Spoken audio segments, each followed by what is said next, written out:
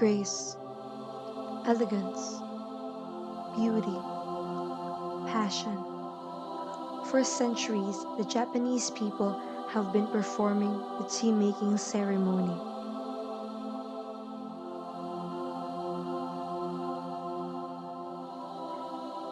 To them, it is a sacred session.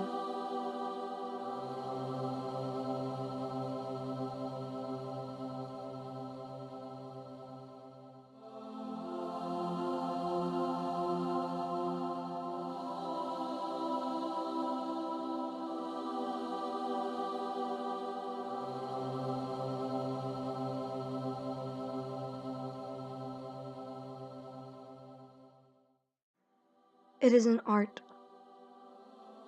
each step carefully adhered to and observed, each instrument delicately cleansed. It is symbolic. It is a tradition the Japanese people pass down from generation to generation. The good, the bad, the kind, the evil, the purity and the sin, all of which are embedded deep into the culture and deep into the practice. The art of tea making is not a joke, nor is it just an ordeal. Every movement of the wrist of the hostess, every dance the whisk made, leaving a swirl of matcha behind, the loud chirps of the bird, breeze against the leaves of the trees, the soft thud of the bowl set down by delicate fingers. I remember them oh so clearly, as if they were only yesterday.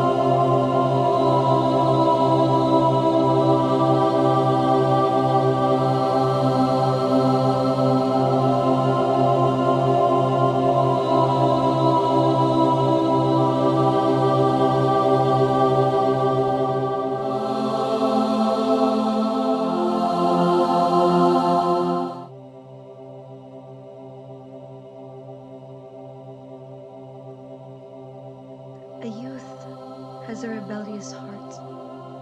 It is not easily tamed. So when I was told I was to choose a wife, to select whom I shall spend the rest of my life with, I could not decide. It was not an easy task. I do not want to repeat the mistakes of my father. I am faced with this decision I am sure I cannot make. The more I speak with her, the more I realize how wrong the information I was given. Mrs. Ota did not seem at all harmful. I begin to doubt the words that which Chikako has been giving me, and the way she has been forcing it down my throat. I can see now why father chose her over everyone else. She is charming. She is kind. I do not see why Chikako is so frustrated with her, or why she would say such things that are not true and that are hurtful and offensive. As I speak more with her, I see why my father has liked her, why my father has become fond of her. She is kind and she is charming. We begin to spend more days together, more conversations, more laughters.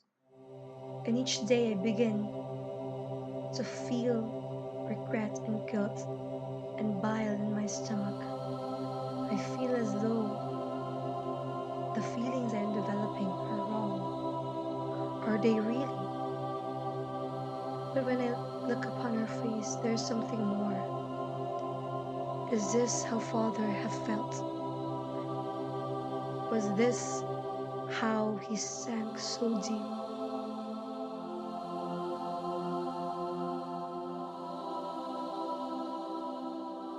As we made our way into the quarters of the inn, I know deep in my gut something is wrong.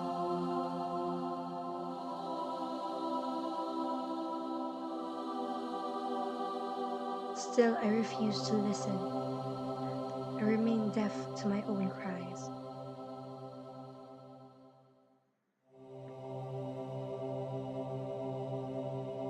With guilt and fear, anger, frustration, anxiety, all creeping up on her, everything was on her shoulders. She had done something that cannot be undone. She has felt something that cannot be corrected. It is wrong. It is shameful. It is not right. There is only one way to end this. Only one way to cover up what little reputation remains. The only way she saw fit to end all of this was to take her own life, to end her own existence. If her heart ceased to beat, her problems would cease to exist. All would end. All the suffering and torment finally gone.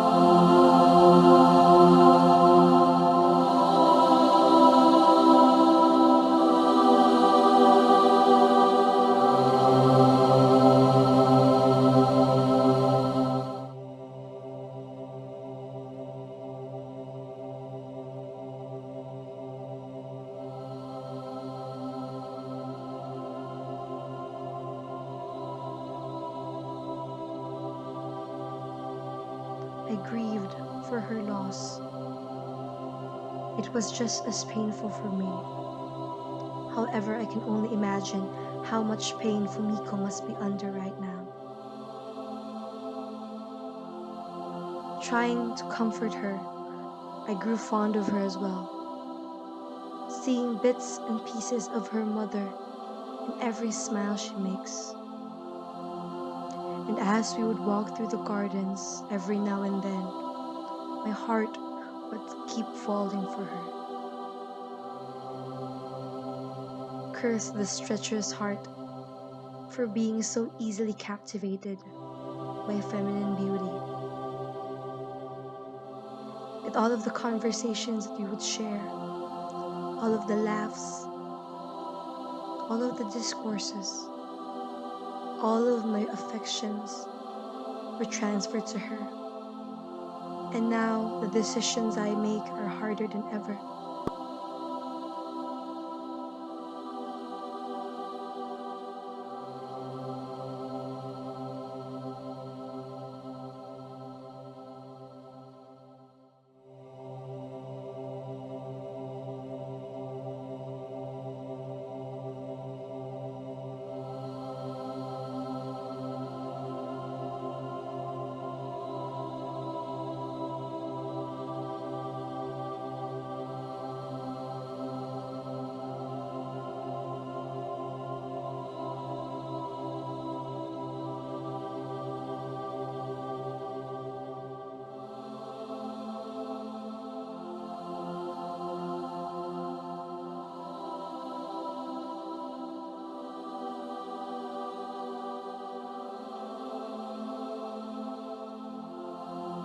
Chikako is constantly bugging me, forcing that Inamura girl, Yuriko, into my life.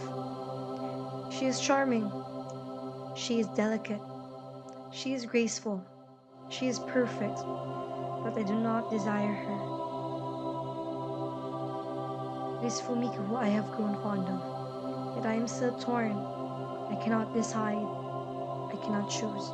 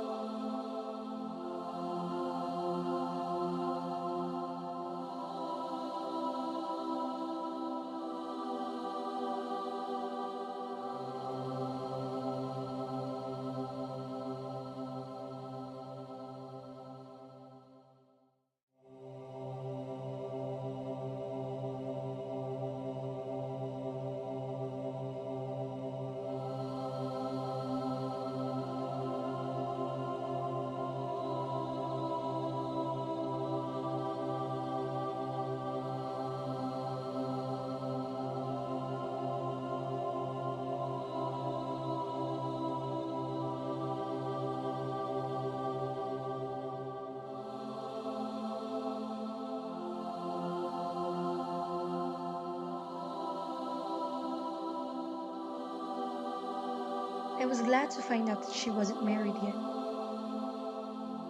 After pouring some tea, we had our normal conversations, but I could sense something in her. There was a darkness in her, a sorrow. As she held her mother's cup, she kept fidgeting.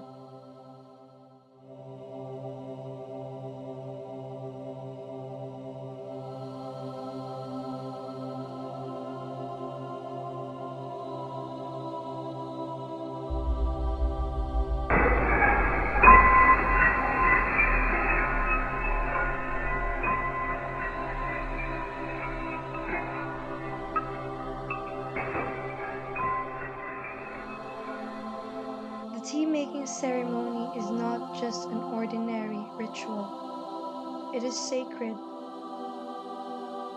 It's tradition passed down from generation to generation. We cannot escape the grasp of tradition,